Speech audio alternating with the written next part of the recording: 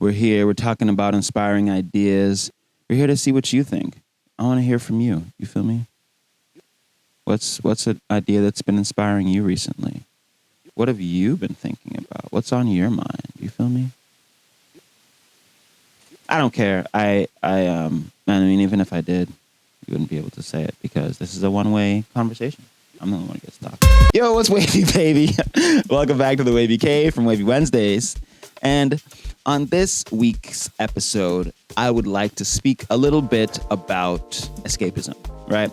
It's something that I think about a lot these days because so much of Western culture, so much of Western society is essentially hinged on escapism, right? Like if you look at America's history, like the country of America was literally founded on escapism, right? Like those guys were, the legend goes, trying to escape religious persecution and also like the overarching domineering ness of the English government, right? So they came to America, they tried to make like, oh, these free land, we don't want the government fucking with us, we want them, blah, blah, blah, right? And then you fast forward 250 years and you have Disney World, right? Or just Disney at large, which is one of the biggest American companies to ever exist outside of maybe like Apple and Google, and those are a lot more recent. I mean, Disney is a real dynasty, you feel me? And it is hinging on escapism, right? You go to Disney World and it's literally like a world apart.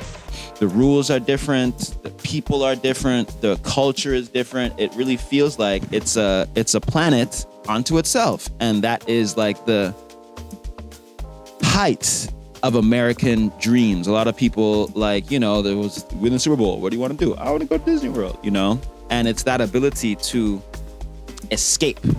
There was some quote from this National Geographic magazine, and it was like something about the Walt Disney enacting the American myth that if you grab enough wilderness, you can like make your own world essentially. And I mean, that's what that nigga did, bro. Like he bought enough land in Orlando, swampland, converted it, and now it's like its own country essentially. I'm pretty sure it's like its own like county or whatever. It can make its own laws in some senses. But I digress.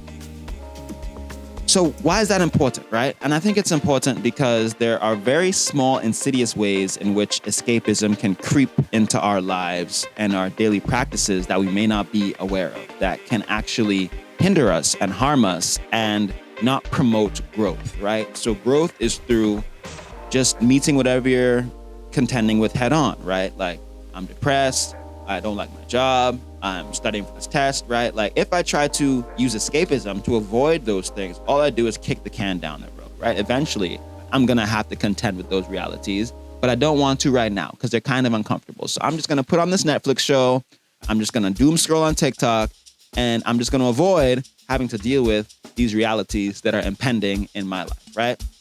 I might go out, I might drink, I might smoke some shit, and I'm just going to forget about all the things that I actually really need to think about in order to be a contributing member of society and in order to be a responsible adult, right? And if we allow those habits to fester and to become routines, we end up like Disney adults, right? And I'm pretty sure that nobody watching this video wants to be a Disney adult, right? Which is not to say that you don't enjoy taking time off and resting, right? Which is very different to trying to escape, right? Even if you look at the way that Americans or Western society frames poverty, right? They say you've got to escape poverty.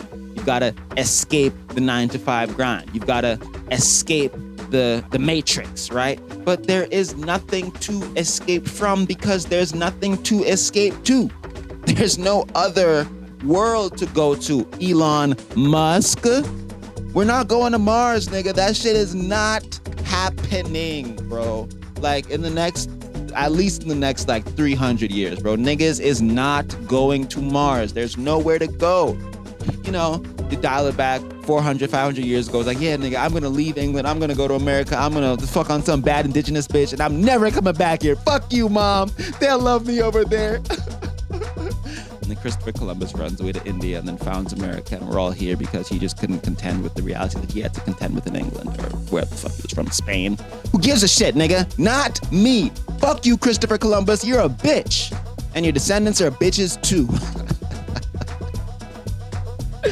No, I kid. Christopher Columbus, you're not a bitch. I mean, you're not a bitch, but the point is that there's nowhere to escape to.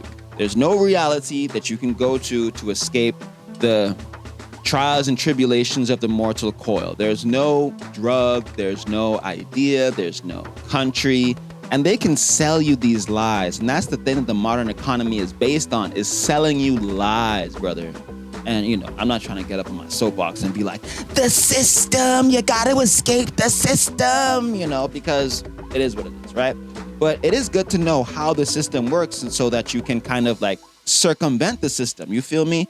Because if you're buying the Kool-Aid, if you're buying the product, you're sipping the Kool-Aid, bro, you're just cooked, you know?